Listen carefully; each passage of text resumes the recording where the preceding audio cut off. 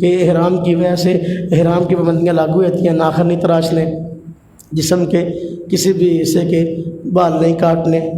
کہ احرام کی حالت میں خوشبو نہیں لگانی، اور اسی طریقے سے احرام کی حالت میں کسی قسم کی وہ جو فوش بات ہے نہ وہ، نہ بیوی سے مباشرت اگر اس حالت میں ساتھ ہے ایسا کوئی کام نہیں کرنا۔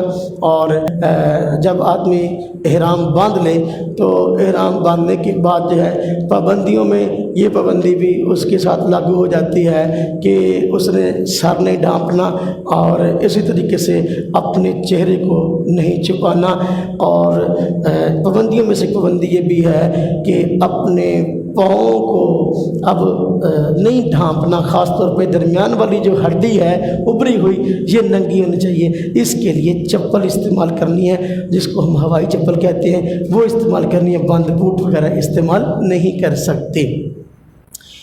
اور دو اعمال ایسے جن کا تعلق حرم کی حدود سے اور حرم کی جگہ سے ہے، جس طرح کہ کل میں نے کہا تھا شکار نہیں کرنا کسی جانور کا جو بھی وہاں حرم کی حدود میں موجود ہو، جس طرح کہ وہاں کبوتر کثرت سے پھر رہے ہوتے ہیں، بندہ کندہ تیل ڈالا کبوتر ہی پھٹ کے بریانی پکا کھا لائیں تو نہیں کر سکتا،